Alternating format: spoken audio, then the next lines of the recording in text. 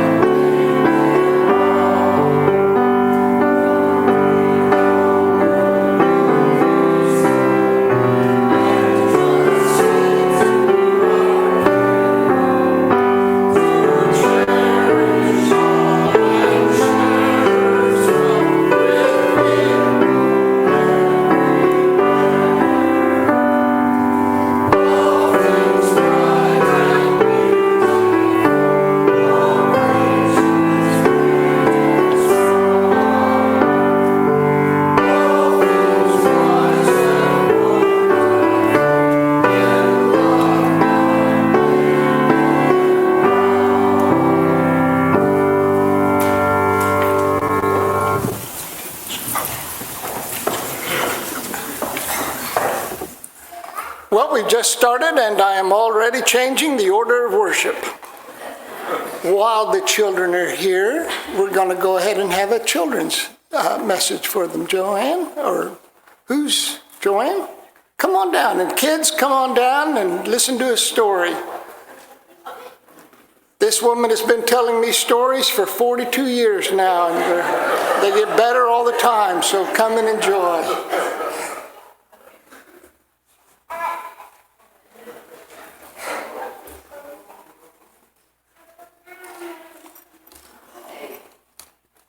Oh, very good, thank you. Oh, that will be better. That way.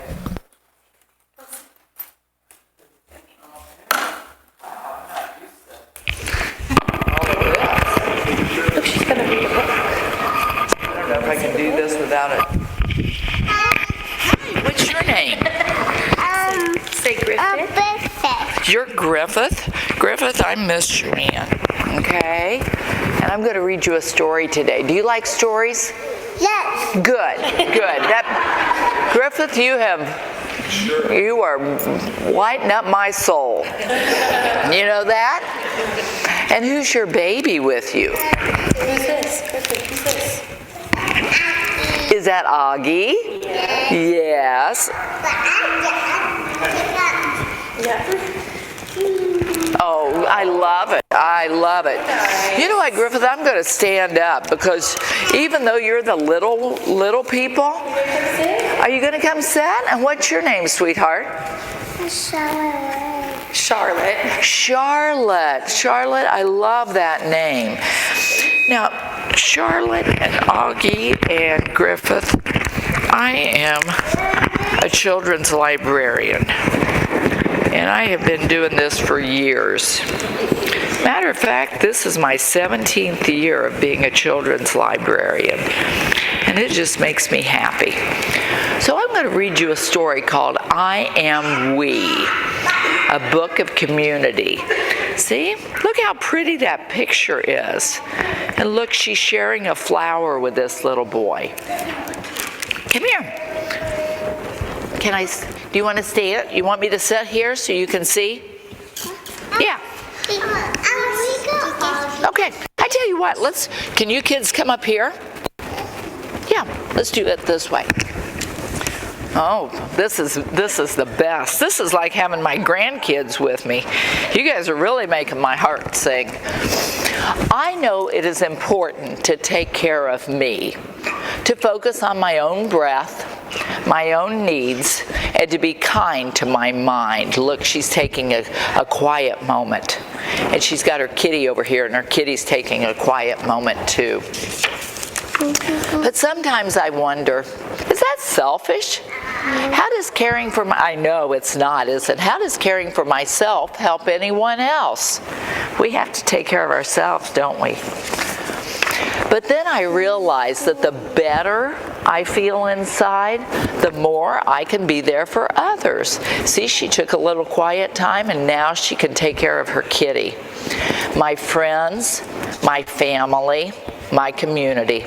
Because I do not exist alone. I am part of something bigger than myself. Look at all her friends that she has here. I bet you have friends too, don't you? Do you have friends? Yeah. And when we each take the goodness and self-compassion inside and turn it outward, that is how we make progress and change.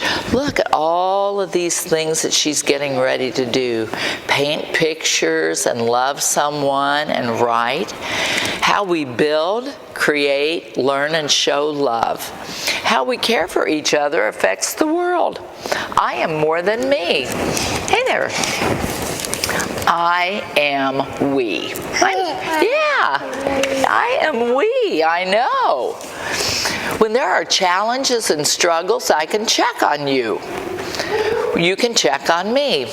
We can create a safety net so that no one falls. So we're not in this all by ourselves. We have people to help us. When there are hurtfulness and inequities, we can stand up for each other. We can sit and gather and march and sing, and we're stronger in number, louder in voice as we call for justice. Look, they're having a little march, and they have people playing music. And when there are differences in thoughts and opinion, we can have a conversation. Do you and your brother ever have a little fight? Yeah? And does mommy talk with you about it? Yeah. Or daddy? Yeah. Listening, disagreeing, and agreeing with gentleness, finding the right solution for all of us. And when there is shyness and a feeling of not belonging, we can be the welcoming committee. You know how people met you when you came in and said, hey, we have toys over here and we can help with you? Interested and thoughtful, making sure there's a place for everyone. See all these adults here? We try to make sure that they all feel welcome. And when there are problems to be solved with creativity, I can share my talents, and we can share yours. We can combine our skills and ideas and dream to become something spectacular. You know what I think one of Griffin's strengths is? He's strong. Look how he can run up and down this ramp. You know what? And watch me. And watch you? I bet you haven't. Boy, you beat him all to pieces. You're back! And when there are good times, success and joy, we can celebrate. See, they're celebrating you. We can show our excitement and our prize and encourage each other to keep on rising. Oh my goodness. Connection is how I grow, and connection is how we grow. Oh, did you find a book? Connected is what we are. We are part of a worldwide community, diverse and magnificent, kind and accepting, supportive and present. All of us are important, and none of us are alone. I am not just me, I am we. And if we put our heads together and our hearts together, and if we keep on caring for ourselves and each other, everything is possible. Hey, do you know what those are? Balloon. It's a hot air balloon, isn't it? Yeah, that would be fun. So that is our story today, I Am We. Now I have a question for you. Would you like for me to go back and be with you in the other room? So that means nothing against you, but I want you to be able to... we are all good. We are all good. Philip?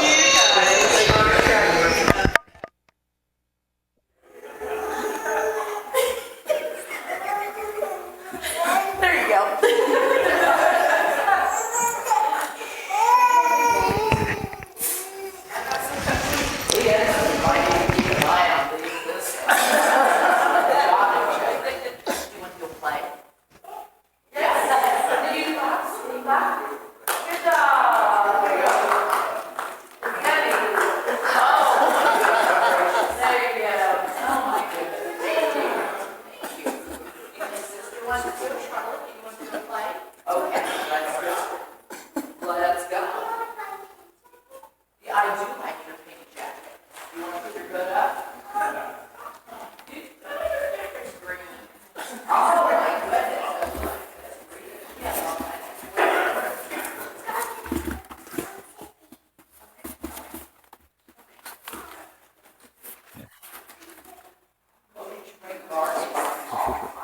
Thank you, Joanne. Thanks, Joanne.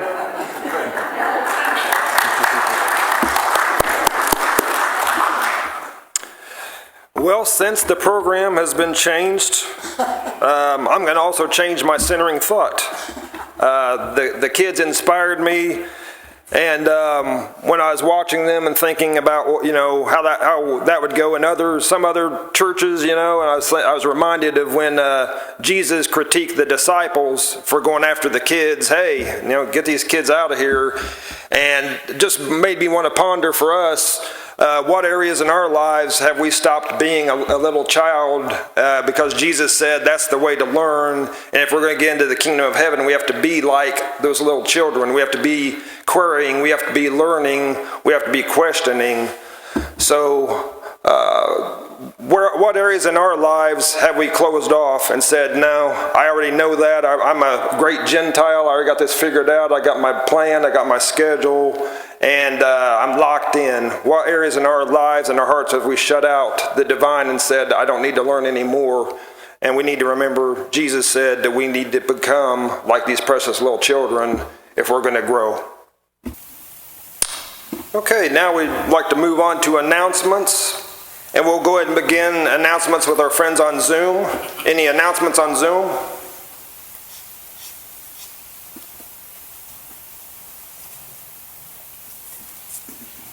Okay, I'll see announcements on Zoom. How about here in the meeting house? Hello, friends. This is Jackson Napier. We'll be having a simple lunch after meeting for worship, just before meeting for business today. We've got some broccoli and cheddar soup and some bread and pastry and some other nice things. So please stick around for lunch. I'm good. You got it.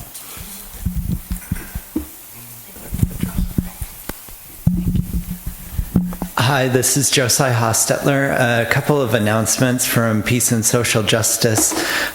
We will be having the spring hike starting at Phil and Joanne's on May 2nd. So please see the announcements about that. We'll send out another email announcement starting at 10. Feel free to bring side dish or a dessert, and Peace and Social Justice will provide sandwich fixings, and we'll go hike at Blanton Woods then. And also for those that are going on the Peace Churches trip this coming weekend, we will be meeting at Western Yearly Meetings parking lot to head over to Richmond then, so at 8 a.m. on Friday. And because of that trip, we will not be hosting the weekly prayer for peace online or in person, but you are definitely encouraged to give your prayers for peace at that time.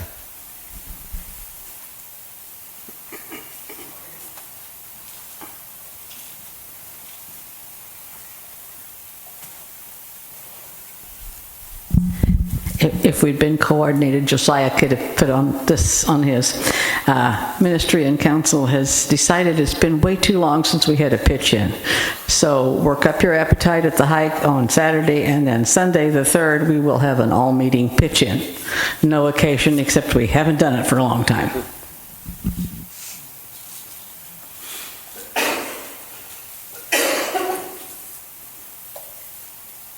Okay. Okay, if there are no... One more. Okay.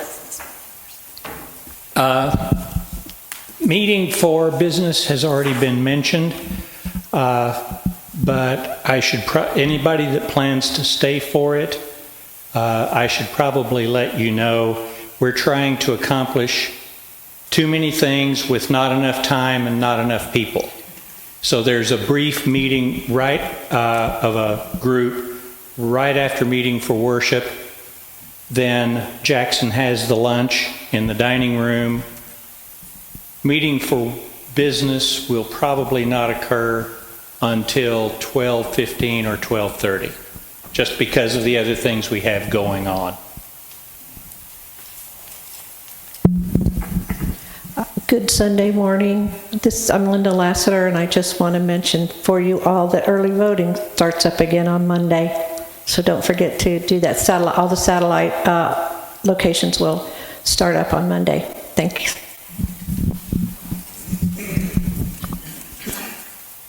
Okay, if not, we'll do our community prayer, and Noah's going to lead us in our prayer.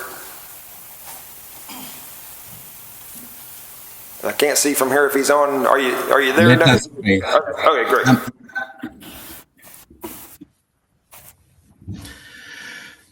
Loving and eternal Spirit, we begin in gratitude, thanking you for the gift of life, breath in our lungs, light in our hearts, and the grace that gathers us together this day. We give thanks for the children among us, for their curiosity, laughter, and truth-telling presence. And we hold in your presence their parents and caregivers who nurture them with love and patience. We are grateful for Fairfield Friends, for every committee and each person who labors quietly and faithful to sustain this community. May their work be guided by wisdom, discernment, and unity. We remember those whose freedom is constrained, especially those in detentions, known and unknown to us, holding them in your compassion and praying for dignity, justice, and hope to surround them.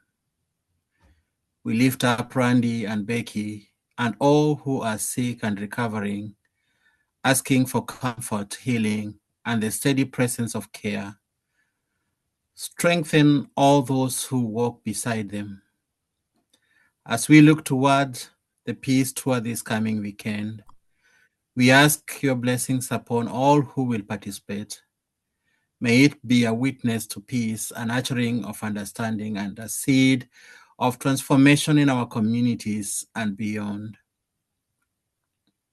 We are praying for them that are traveling this week, those who are working, those who are going out to their gardens. May you be with them. God, we are asking for peace, peace in our homes, peace in our relationships, peace around the globe. In the stillness of this moment, we trust that you hear the unspoken prayers within us. Guide us to be the people of peace, courage, and love in all that we do.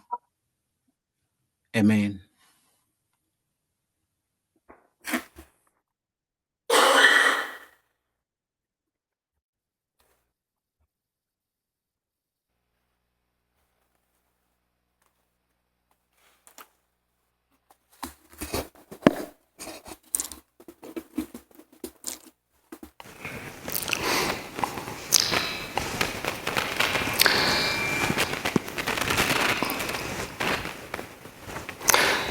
Many years ago, I guess it was probably 10 or so years ago, a husband and wife came to me for marital counseling. Before you consider doing this, I should tell you it's not my strong suit. Should you need a marital counselor, we have one right down the hall. She's there every Monday and Tuesday, and I advise you to talk with her.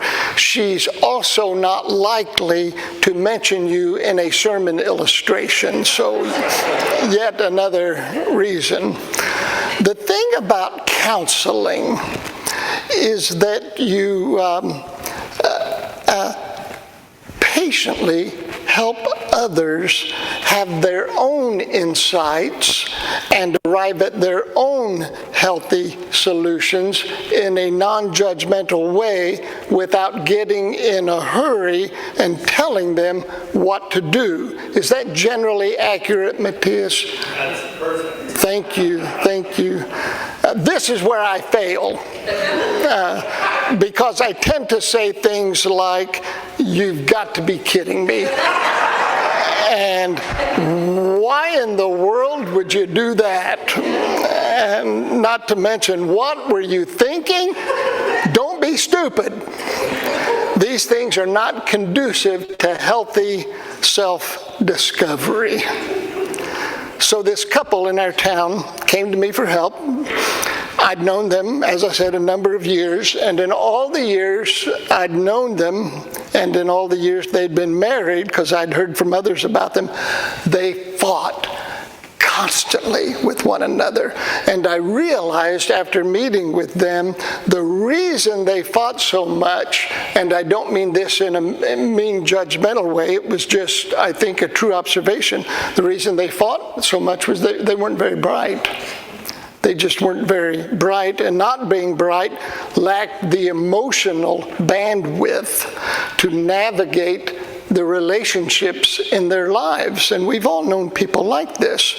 They were unable to compromise, unable to communicate, unable to cooperate, unable to find a happy middle ground where they both could live, and unable to imagine alternative responses, which was probably the most important thing, unable to imagine alternative responses. Their first impulse when faced with the challenge was to yell and threaten and attack. Growing up Catholic, I'd been taught that divorce was a sin, so I didn't recommend it. And in retrospect, I don't believe it would have made a difference.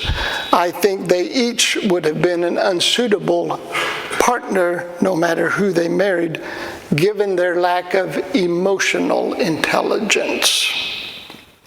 Just a side note, I no longer think divorce is a sin. Sometimes I think divorce is a proper and mature response to a relationship that has failed, and that we all deserve another opportunity for happiness in our lives. Side note. But I think with this couple, it would have ended poorly again, given their lack of emotional intelligence. We hear that phrase a lot these days, and I'll define it. It is the capacity to be aware of, control, and express one's emotions, and to handle interpersonal relationships judiciously and empathetically. Emotional intelligence. The last time I spoke, I talked about the trauma of war, both visible and invisible. That war causes some to lose their lives and others to lose their spirits. And how the casualties of war include not only the soldiers, but those who love them and the communities in which they live. Today, I want us to consider how entire nations can lack emotional intelligence. Not just persons in that nation, but entire nations acting as a collective whole. That they lack the capacity to be aware of, control, and express their emotions and manage their global relationships judiciously and empathetically. And it is increasingly clear you and I live in just such a nation. The United States has been in some type of military conflict for 235 of our 250 years of existence, over 90% of our history. This includes declared wars, undeclared wars, foreign interventions, and frontier conflicts. Only 15 years of U.S. history has been free of active conflict. The Global Peace Index now ranks the United States 128th out of 163 nations. If the United States were a person, we would be in jail. I was never taught this in school. I was told we were a land of justice, peace, and opportunity. A city on a hill, a moral model for the rest of the world to follow. This led me to believe that we were always on the right side of history, that our wars were noble and virtuous, imbued with morality. Wars waged never for our own sake, never for our own prestige or economic power, but always for the sake of others. The stories of our wars were the myths of our moral greatness, compelling, even seductive. I now realize our constant conflicts are evidence of our moral failures, failures of imagination and creativity, a failure of our emotional intelligence. Our wars were and are a consequence of our inability and unwillingness to compromise, communicate, and cooperate. Our first impulse is to strike, to battle, to yell, to threaten, to attack, much like that married couple who sought my help. Hence our enduring fascination with war. It is the only language we seem to speak fluently. And the church, rather than challenging our warring impulse, has too often encouraged it, conferring the blessings of God upon the violence and aggression it should rightly condemn. We should say with one voice that war is not only a moral and spiritual failure, but also a failure of imagination, intelligence, and creativity, initiated by the unprincipled and fanatical who bear nothing of its cost. Instead, the exorbitant cost of war is borne by the powerless and poor of our nation and other nations.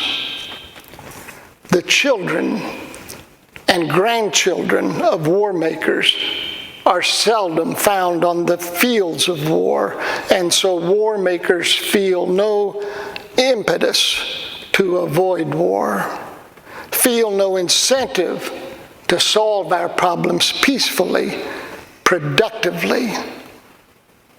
But there is something even more nefarious at work, and that is the placing of war-making powers in the hands of a single political leader, who by virtue of his chosen profession often has an unhealthy relationship with power to begin with. He hungers for power, and having attained it is determined to exercise it, often recklessly and at our expense, to satisfy his ego. War becomes the stage on which his legacy is measured. So rather than avoiding war, he welcomes it. Isn't it interesting what we demand from our leaders? We want them to be good in business, photogenic, a champion of common Americans, patriotic, aggressive. We want them to tell it like it is. And then we want them to be white and male. Can't forget that. We must have a man in charge, which is a whole other cultural sickness. What we seldom ask of that leader is even a slight degree of emotional intelligence. The ability to thoughtfully control and express one's emotions and to manage interpersonal and global relationships judiciously and empathetically. We don't ask that. Which explains why 235 out of our 250 years of existence have been filled with war. If If Jerry Springer is the world, America is the belligerent abuser. Far too often, and incidentally, this transcends political parties. This is an American problem. It isn't just a Republican problem or a Democrat problem. It is an American problem. Far too often, at critical moments in our history, we have elected belligerent abusers to lead us, who have led us always to war and never to peace. So that we might rightly say, 250 years into this American experiment, that war is our national drug of choice. The addiction we seem unable and unwilling to break. In its grip, we become the very things we claim to deplore.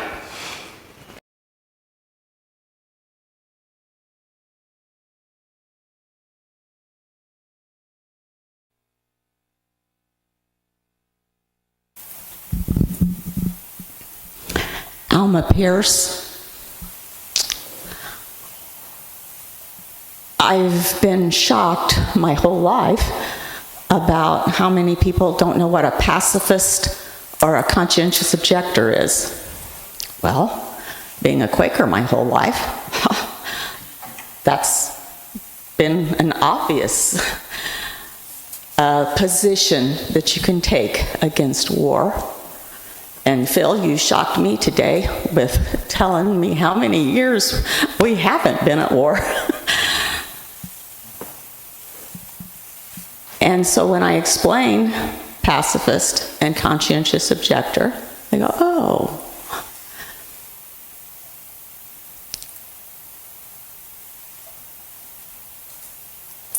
I grew up during the Vietnam era, and you waited each year when the numbers were drawn to see, no, not me as a woman, but as a man or boy,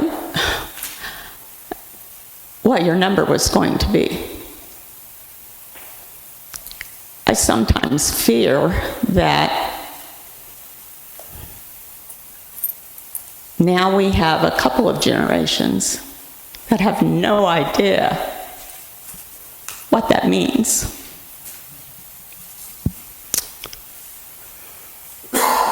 My own father,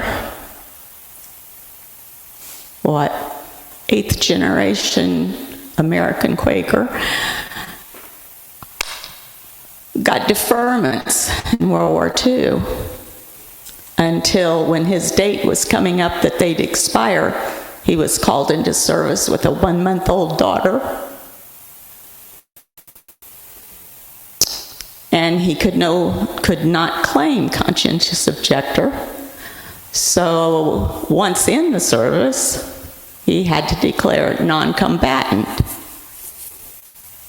Now, in my lifetime, because I'm a generation off of everybody else in my family, so anyway, I was so young, I never heard him talk about it much, but I do know that that meant that he did the worst jobs that there were in Korea from 1944 until the war ended.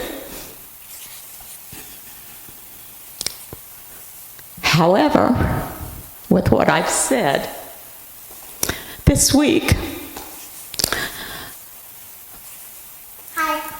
a banner went up in Rushville, Indiana, steps away from his childhood birthplace and the home then that he lived in for the rest of his life, with his picture on it, honoring his service. And my sister and I did that. So even though I say pacifist and conscientious objector, and I believe that those are good terms, I also know that service to your country is also a valiant thing to do. But maybe more of our country today needs to know what pacifism and conscientious objector mean,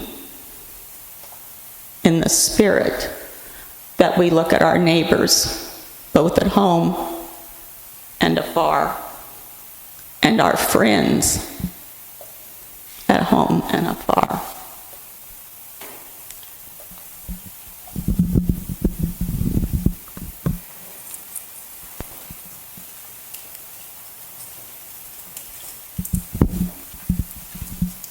Hi, this is Josiah. On Thursday, I was walking to work, and I park in one garage on one side of Methodist Hospital and walk to the other. And it was a nice day, so I was walking outside. And I came across an unresponsive person in a flower bed in front of the hospital.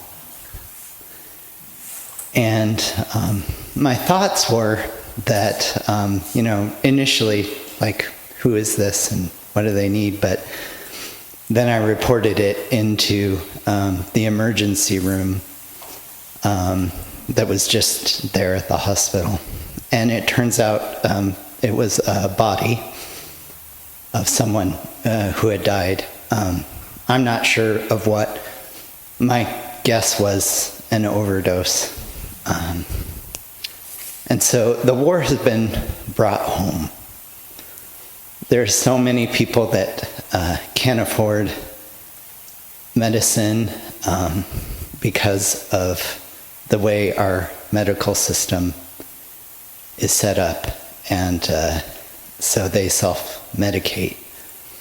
And so that's another cost of war, I think. So it really underlays Phil's message about what Jesus taught us, to go back to the initial downstream causes of war, that we can think about caring for others, whether that be internationally or here at home.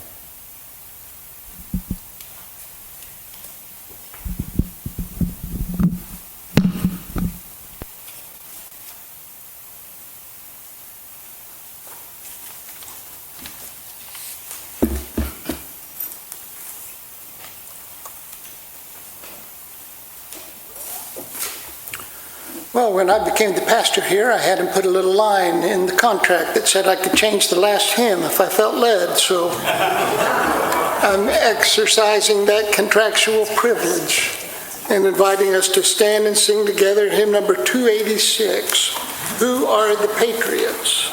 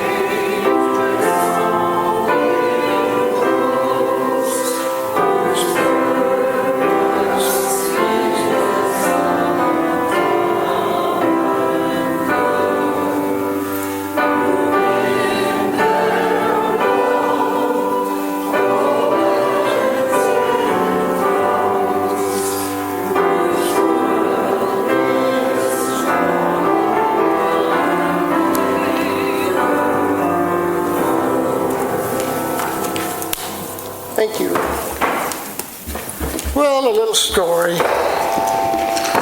One I've never told before because it embarrasses me, but I suspect you have your stories like it. Do you remember when your children were 13 and not yet in control of all of their emotional faculties, and said things and did things that irritated you, that upset you, that embarrassed you? When my son Spencer was 13, he smarted off to Joanne, and without thinking, everything I've ever done that I'm embarrassed about happened when I wasn't thinking. Without thinking, I grabbed him by the neck and pushed him into the wall and lifted him up with the very hands that delivered him, that changed him when he was dirty, that fed him when he was hungry, with the very hands.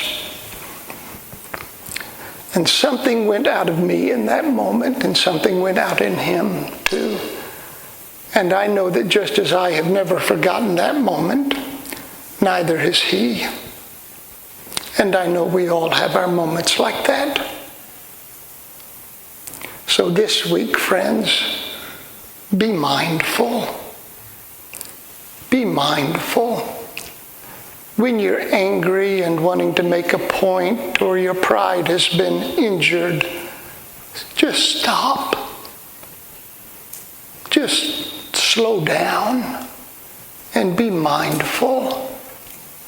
And think always of the lasting harm the bruised ego can accomplish. Oh God, fill our hearts with peace, our spirits with patience. Make us, oh God, a changed people, thoughtful, caring, loving. This is our prayer this week and always. Amen. Turn and greet friends.